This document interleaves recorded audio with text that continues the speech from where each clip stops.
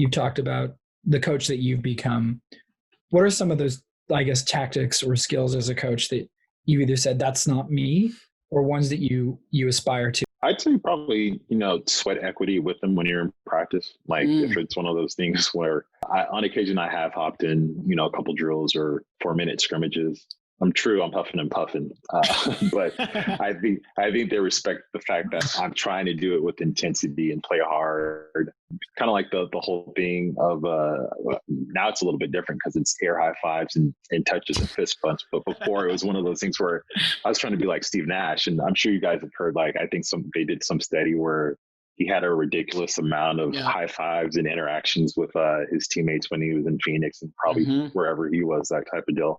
And so it's one of those things where I learned, just hanging with those guys off the court, whether it's stopping by Caloriga, the cafeteria, to go eat with them, long road trips in our conference, when you're in your van ride, stopping for lunch, joking with them, and then not taking the game so seriously.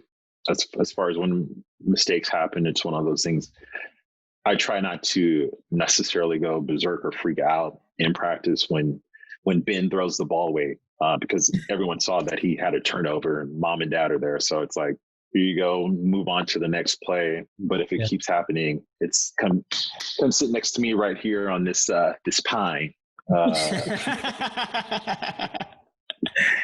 But like I said, players, you earn your trust by what you do day in and day out. And so one of those things, they kind of have a longer window of trust and being able to play through mistakes compared to where you're at. Maybe as a freshman, there's not that because you haven't been in the program and you don't know the expectations or how you should play. Like when you first walk through that door, like, no, it's great that you're playing hard, but we all play hard. That's just getting your foot in the door. So you don't want them to get confused for activity for achievement, because you still do have to produce, in that point in time.